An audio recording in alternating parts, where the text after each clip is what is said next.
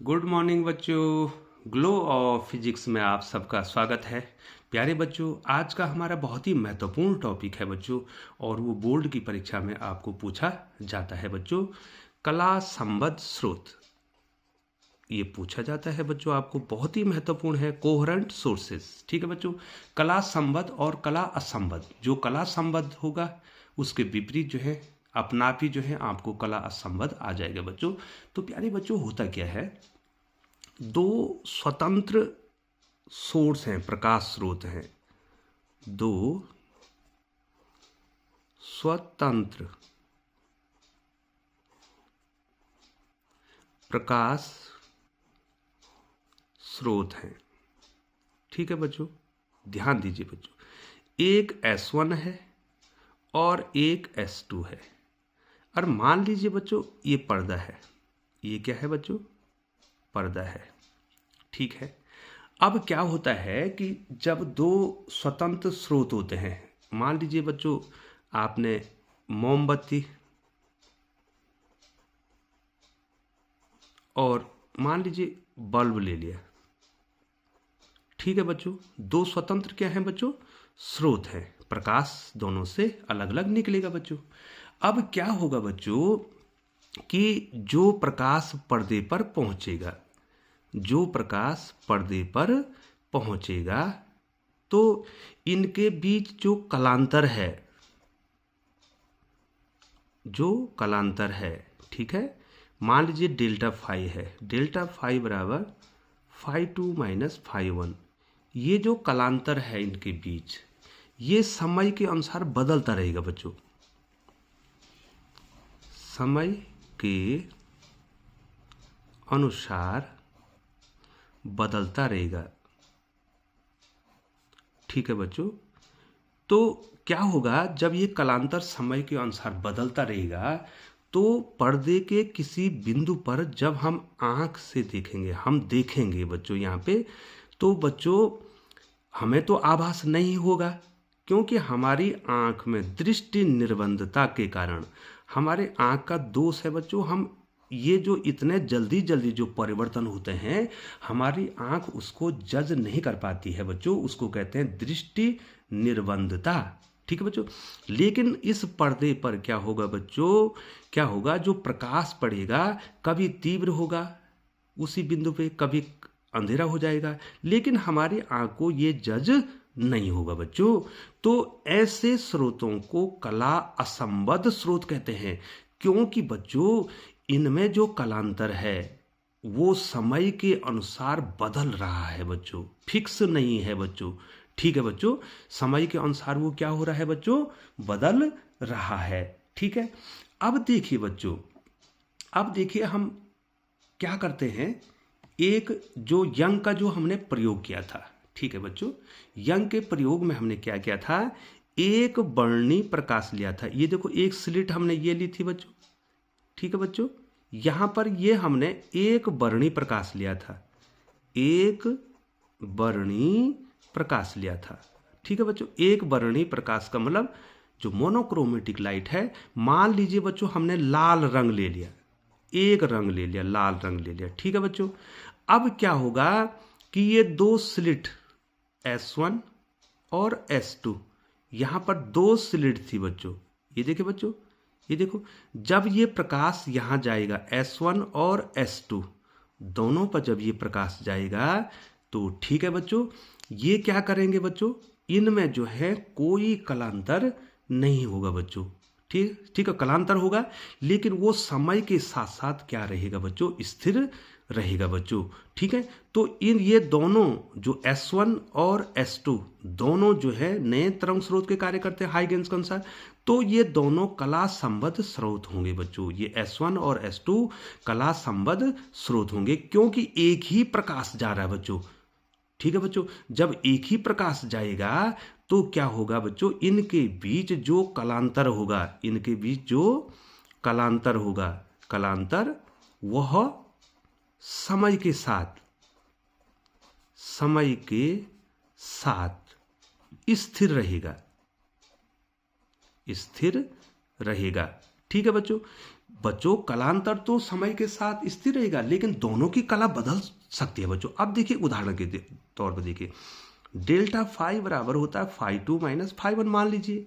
ठीक है बच्चों, अगर डेल्टा फाई को 5 आना है, इस 5 को नियत रहना है, अर्थात 5 को 5 ही रहना है, तो इसका मतलब ये फाई टू मान लीजिए 20 हो है। ये फाई टू कितना है बच्चों, माना कितना है 20 है, तो फाई वन कितना हो जाएगा, एडजस्ट हो जाएगा उसके अनुसार, ये अपना भी कितना हो जाएगा बच्चों 15।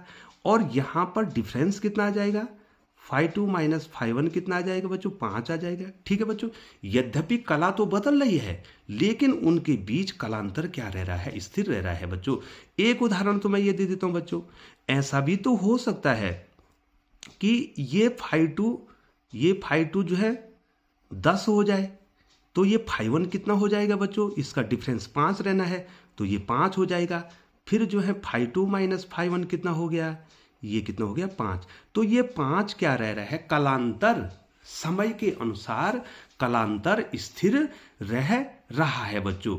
ठीक है बच्चों, और कला संबद्ध स्रोतों के बीच कलांतर, ये देखिए कुछ भी हो सकता है, लेकिन उसको स्थिर रहना है बच्चों।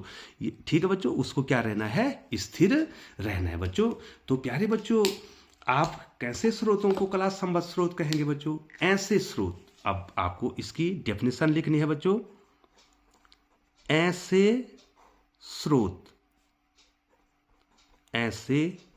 स्रोत जिनके बीच कलांतर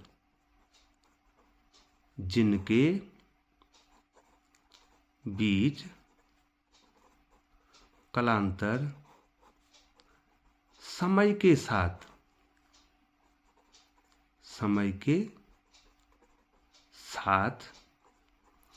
स्थिर रहता है। ठीक है बच्चों, बहुत छोटी सी परिभाषा है बच्चों, ऐसे स्रोत जिनके बीच कलांतर समय के साथ क्या रहेगा बच्चों, स्थिर रहेगा। ठीक है बच्चों, उनको हम क्या कहेंगे बच्चों, कला संबद्ध स्रोत कहेंगे। ऐसे स्रोतों को हम क्या कहेंगे, कला संबद्ध स्रोत कहेंगे बच्चों।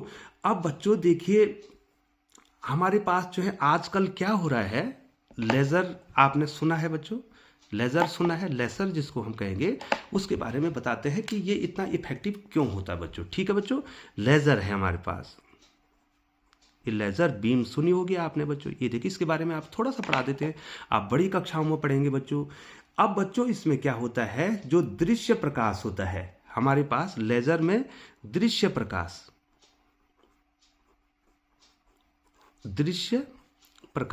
का प्रयोग करते हैं।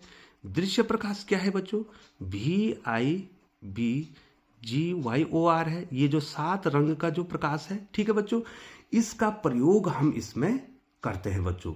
ठीक है, और इसमें प्रकाश क्या लेते हैं, एक वर्णी। ठीक है बच्चों, तो इस लेजर में हम एक वर्णी प्रकाश का प्रयोग करते हैं। ठीक है बच्चों, इस लेजर में क्या करते हैं बच्चों, हम क्या करते हैं, एक वर्णी प्रकाश,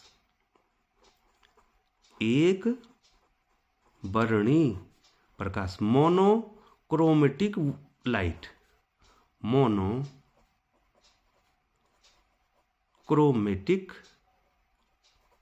लाइट। ठीक है बच्चों, एक वर्णी प्रकाश का हम इसमें यूज करते हैं। और एक वर्णी प्रकाश का जब हम यूज करते हैं तो इसका प्रकाश क्या करेगा बच्चों, ये व्यतिकरण प्रतिरूप बनाएगा, फ्रिंज बनाएगा। ठीक है बच्चों, और वो जो है अत्यधिक, इसका प्रकाश अत्यधिक कला संबद्ध हो जाता है, कला संबद्ध हो जाता है, हाईली कोहेरेंट हो जाता है बच्चों। ठीक है बच्चों, तो लेजर में हम क्या करते हैं, जो दृश्य प्रकाश है उसके एक वर्णी प्रकाश का प्रयोग करते हैं, कोई सा भी एक रंग का प्रयोग करते हैं बच्चों। इस 7 रंगों में से कोई सा भी एक रंग का प्रयोग करेंगे, और उस एक रंग के प्रकाश के कारण क्या होगा, कलांतर स्थिर रहेगा बच्चों। जो प्रकाश जो है एक वर्णी प्रकाश जाएगा, उसके बीच क्या होगा बच्चों, कलांतर समय के साथ स्थिर रहेगा और वो प्रकाश क्या होगा, अत्यधिक कला संबद्ध हो जाएगा बच्चों।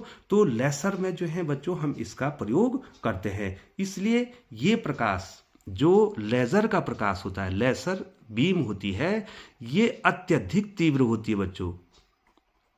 अत्यधिक क्या होती है, तीव्र होती है बच्चों। ठीक है बच्चों, तो प्यारे बच्चों आपको कोहेरेंट सोर्स आ गए होंगे बच्चों। ऐसे स्रोत जिनके बीच कलांतर समय के साथ स्थिर रहता है उसको कला संबद्ध स्रोत कहते हैं।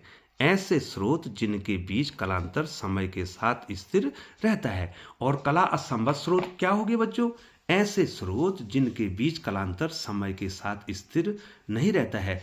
तो बच्चों यदि आपने दो स्वतंत्र प्रकाश स्रोत ले लिए तो वो कला असंबद्ध स्रोत बना देंगे बच्चों। ठीक है बच्चों, ठीक है बच्चों, क्योंकि उनके बीच जो है कलांतर स्थिर नहीं रहेगा समय के अनुसार। तो प्यारे बच्चों ये बहुत ही इंपॉर्टेंट टॉपिक है और आपको 2 नंबर में ये परीक्षा में पूछा जाता है कि कला संबद्ध स्रोत किसे कहते हैं। ठीक है बच्चों, और यंग के प्रयोग में जब हम स्लिट की चौड़ाई हमने निकाली थी बच्चों, तो उसमें भी जो है कला संबद्ध स्रोत ही लिए थे बच्चों। उसमें हमने एक वर्णी प्रकाश को लिया था, जो स्लिट एस है उसमें एक वर्णी प्रकाश को हमने लिया था बच्चों, ये देखिए। और एक वर्णी प्रकाश के कारण ये S1 S2 दोनों जो है बच्चों किसका काम करते हैं, कला संबद्ध स्रोत का काम करते हैं बच्चों। तो प्यारे बच्चों चैनल पर बने रहने के लिए बहुत बहुत धन्यवाद। यदि आप चैनल पर बने हुए हैं तो चैनल को सब्सक्राइब करें, बेल आइकन को प्रेस करते हुए नोटिफिकेशन ऑन कर दें ताकि समय समय पर जो है ग्लो ऑफ फिजिक्स के द्वारा आपको उपयोगी वीडियो मिलते रहे। पुनः चैनल बने रहने के लिए आपका बहुत बहुत धन्यवाद, आभार।